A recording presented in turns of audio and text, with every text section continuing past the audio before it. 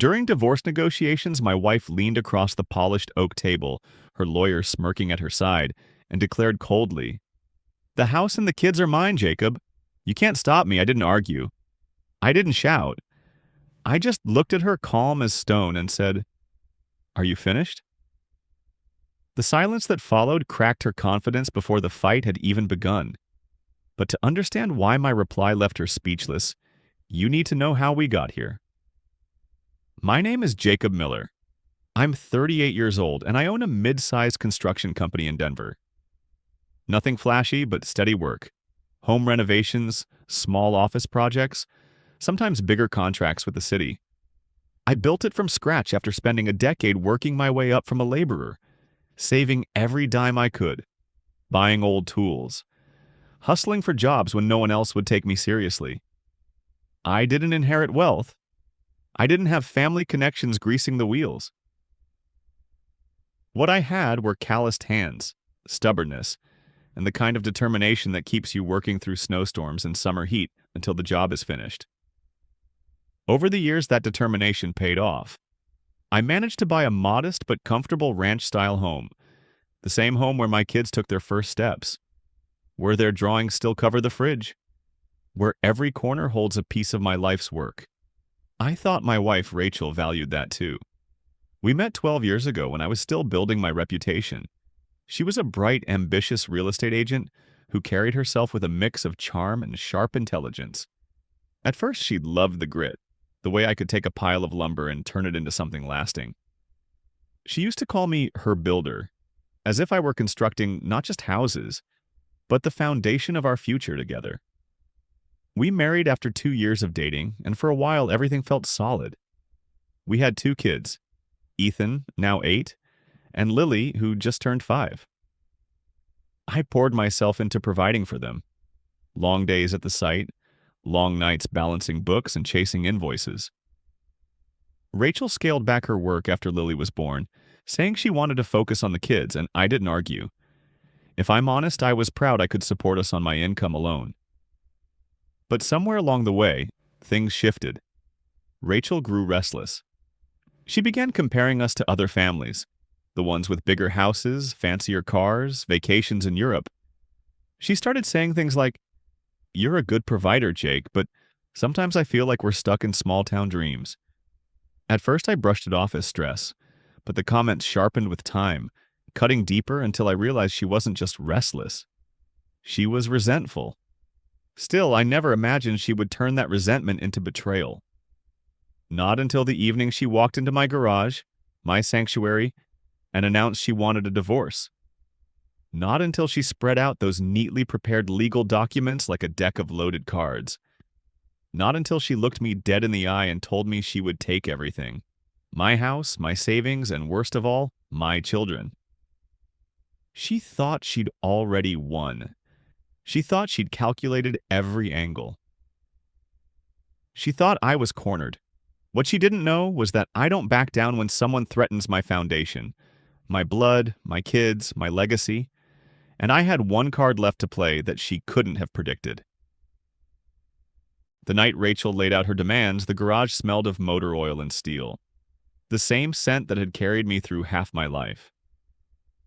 She stood there, arms crossed, her lawyer's words practically dripping from her mouth. "Jake, the kids need stability. The court will see that. The house will be mine because that's where they belong, and you—" She paused, almost savoring the cruelty. "You'll get visitation. Every other weekend if you're lucky." She wasn't even pretending anymore. This wasn't about what was best for Ethan and Lily. It was about leverage, about punishment. I studied the papers she shoved across the workbench. Legal jargon everywhere, but the math was simple. She wanted the house, full custody, and a generous slice of my income for child support and spousal maintenance. In black ink, my entire life's work had been neatly divided and reassigned, everything tilted in her favor. "You can fight me," Rachel went on, her tone flat, professional, "but you'll lose. Denver judges lean toward mothers in custody battles, and I've already got Patterson and Associates lined up." That name hit me like a brick. Patterson and Associates, the powerhouse downtown firm. Their reputation wasn't just legal expertise, it was intimidation. Big glass offices, endless resources, attorneys who billed more in an hour than I made in a week. The kind of firm that chewed up men like me, hardworking, middle class, without bottomless pockets. "You don't stand a chance," she pressed, her smile almost sympathetic. "You build houses, Jake. I build futures. Be smart. Sign now and we can avoid dragging this out. The longer you resist, the uglier it gets." Her confidence was surgical. Each sentence cut away at the hope I had left. Each word calculated to remind me how badly outgunned I was. But here's the thing about me. I don't fold easy. You can pressure me, threaten me, even break me down to the studs. But I'll rebuild stronger. So I looked at her, calm as stone, and gave her the only answer she didn't prepare for. "You're correct." Her eyes widened just for a second. She thought it meant surrender, that she'd finally broken me. She couldn't see that what I meant was something entirely different. Because she was right about one thing. I couldn't afford Patterson and Associates. But what she didn't know, what she couldn't have possibly calculated, was that I didn't need to. I had someone in my corner she'd never met. Someone whose name alone could flip the battlefield. And when he walked into that courtroom, Rachel would finally realize her mistake. The courthouse on Tuesday afternoon felt like a stage where my defeat had already been scripted. Rachel arrived first, her heels clicking across the marble floor, her charcoal suit sharp enough to cut glass. She moved with the confidence of someone who believed she had already won. Behind her was Patterson, the silver-haired attorney with the kind of reputation that made ordinary men like me tremble. He radiated smug assurance, briefcase swinging, scanning the room like a predator choosing where to strike first. When Rachel spotted me, she gave me a smile I'll never forget. Sympathetic on the surface, but underneath, triumphant. Like she was already practicing the look she'd wear when the judge handed her everything: house, kids, future.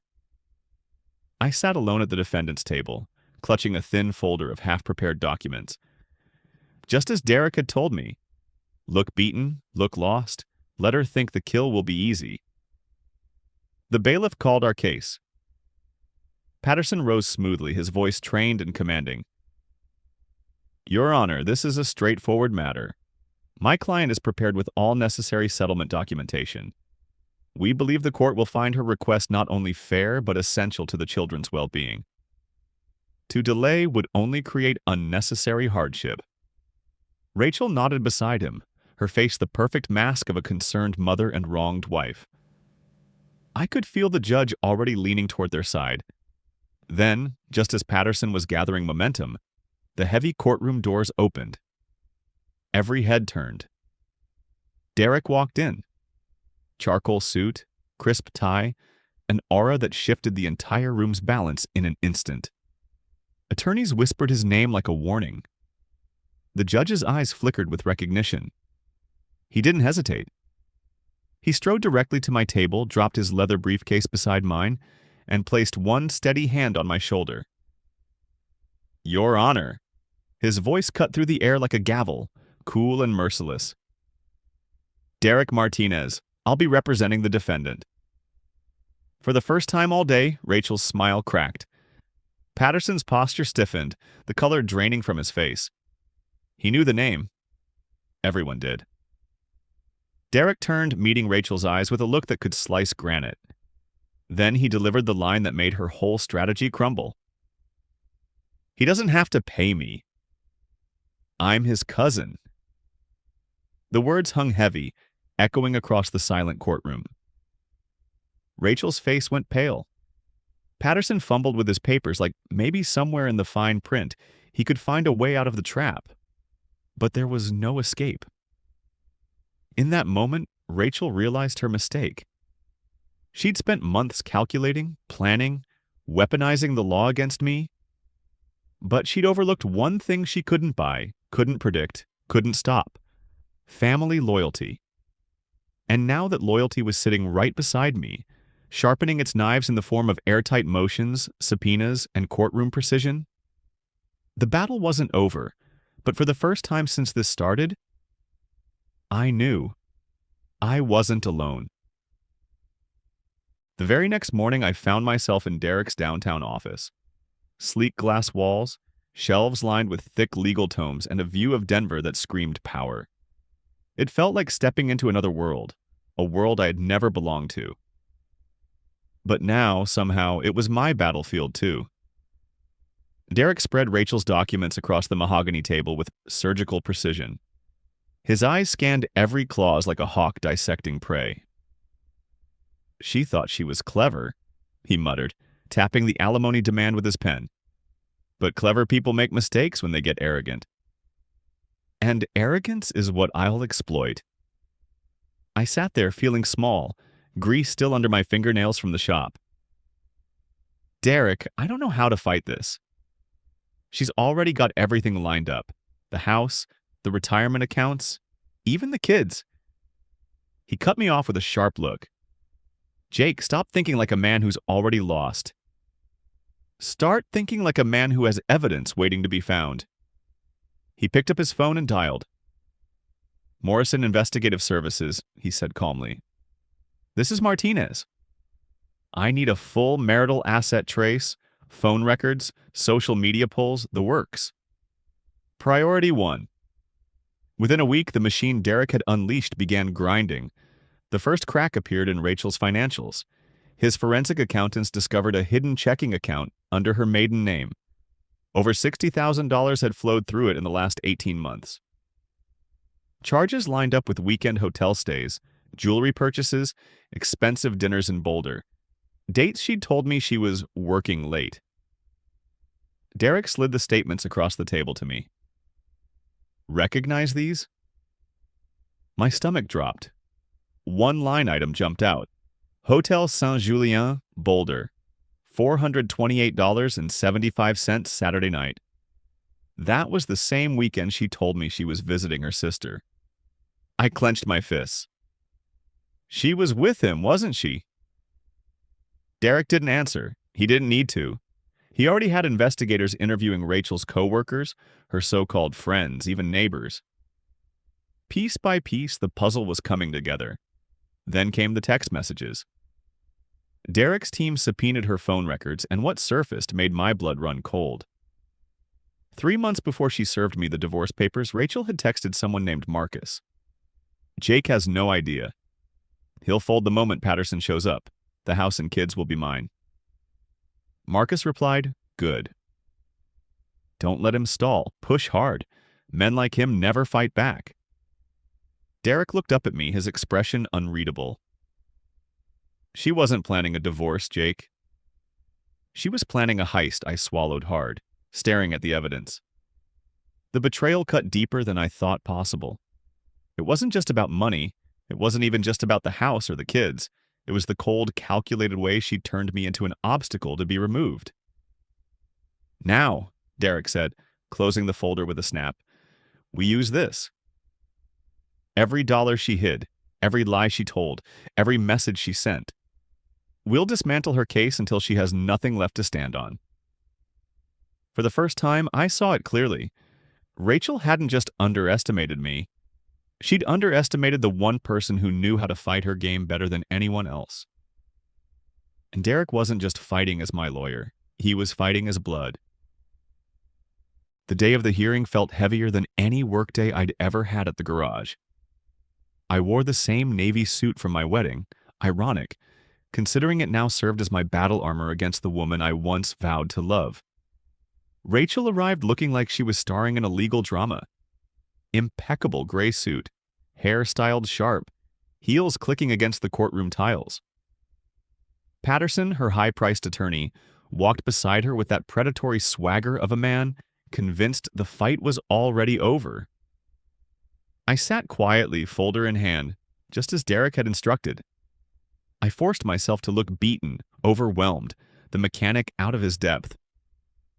Rachel glanced at me and smirked, mistaking my silence for surrender. Then the courtroom doors swung open. Derek entered. His presence changed the air instantly. Conversations hushed. Other attorneys stiffened. Even Judge Morrison, who had looked bored minutes earlier, straightened slightly in her chair. Derek didn't just walk into courtrooms, he commanded them.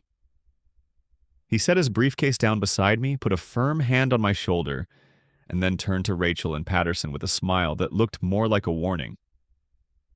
"Your Honor," Derek said, his voice calm but edged with steel. "Derek Martinez, representing the defendant." Rachel's face drained of color. Patterson blinked twice, then shuffled his papers like maybe, just maybe, he'd pulled the wrong case file. The judge nodded. "Proceed, Mr. Martinez." And then Derek began. First, the financials. Bank statements showing hidden accounts under Rachel's maiden name. Transfers totaling over $60,000. Luxury purchases and hotel stays that didn't match her claimed expenses. Rachel shifted in her seat. Patterson cleared his throat, tried to object, but the judge waved him off. "The documents are admissible." Next came the text messages. Derek handed copies to the judge and opposing counsel. His voice was even, precise. Exhibit C, communications between Mrs. Martinez and one Marcus Hendris, detailing explicit plans to secure property and custody under false pretenses. The courtroom went silent as Judge Morrison read the lines.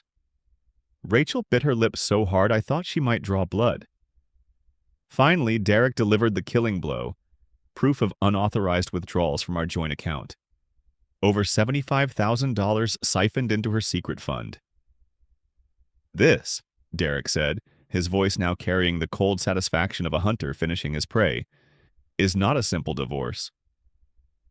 This is fraud. This is perjury." And it was calculated. Rachel's composure cracked. She whispered frantically to Patterson, who avoided her eyes. He knew the game was lost. Judge Morrison's gaze shifted from Derek to Rachel, hard and unyielding. "Mrs. Martinez, do you have any response to these allegations?" Rachel stammered, her voice barely audible. It's not what it looks like." But it was exactly what it looked like. And in that moment, the woman who had once declared with icy confidence, "The house and kids are mine," sat silent, trembling, as the empire she'd built on lies collapsed in front of everyone. Judge Morrison adjusted her glasses, flipping through Derek's stack of evidence with meticulous care. The room was so quiet that even the creak of her chair sounded thunderous. Finally, she set the documents down and looked directly at Rachel. "Mrs. Martinez," the judge said slowly, "this court does not take kindly to deception. The evidence presented today is overwhelming.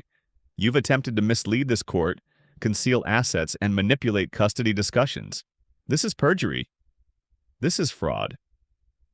Rachel's knuckles turned white as she clutched the edge of the table. Patterson opened his mouth to object, but one look from the judge silenced him. "As for the house," Judge Morrison continued, her tone like a hammer on steel, "it was inherited by Mr. Martinez prior to the marriage. It is not marital property. It remains his, uncontested." Rachel gasped, her face paling even further. "As for custody," the judge went on, "your conduct, documented, reckless, and dishonest, shows a clear disregard for the best interests of the children. Temporary custody is awarded to Mr. Martinez, pending a full review. You will retain visitation rights, but under supervision until further notice." I felt my chest tighten, not from fear this time, but from sheer relief. My kids weren't bargaining chips anymore, they were safe. Finally, the judge turned to Derek. "Mr. Martinez, submit the remaining financial evidence to the clerk." Based on these records, Mrs. Martinez is ordered to repay $75,000 in misappropriated funds. Her request for alimony is denied. The gavel struck. Bang! And just like that, Rachel's grand plan collapsed. The courtroom buzzed with murmurs as Rachel sat frozen, eyes glassy, lips trembling. The confident woman who had once leaned across my workbench and told me, "You can't buy a lawyer to stop me," was now silent, stripped of every illusion of power. Patterson packed up quickly, avoiding eye contact with her. Even he knew she'd been dismantled so thoroughly that no appeal could save her. When the session ended, Derek closed his briefcase with the calm finality of a man who had finished the hunt. He leaned toward me and whispered, "I told you." Family loyalty runs deeper than her greed ever could. As Rachel was let out, she looked back at me once. No fury, no smugness, just a hollow, haunted stare, the look of someone who realized she had gambled everything and lost. Outside, the autumn air felt sharper, cleaner. I walked out of the courthouse with Derek at my side, the weight of years of marriage and betrayal finally lifting. Rachel wanted everything: house, money, kids. In the end, she walked away with nothing but debts, shame, and a reputation in ruins. And me? I walked away with my children, my home, and something I thought I'd lost forever: peace. 6 months have passed since that day in court. The house feels alive again, not because it's grand, but because laughter echoes in the hallways where my kids now run freely. I cook dinner in the same kitchen my grandmother once did, and when I tuck my children into bed, I tell them stories about her strength, her love, her belief that this home would always be a safe haven. Work at the garage is steady, but it no longer feels like just fixing cars. Each engine I repair reminds me of something my grandfather used to say: loyalty is like steel. Heat tests it, pressure shapes it, but if it's real, it doesn't break. Rachel's name rarely comes up anymore. Word in town is that Patterson quietly dropped her as a client, unwilling to attach his firm's reputation to her disgrace. Marcus, the man she thought would be her golden ticket, has moved on to someone new. She's left with debt, supervised visitation, and the bitter knowledge that her own greed cost her everything. Sometimes I wonder if I should feel pity. After all, she was once the woman I promised forever to. But then I remember the night she looked me in the eye and told me the house and kids were hers, as if my life's work and my children's love were just assets to divide.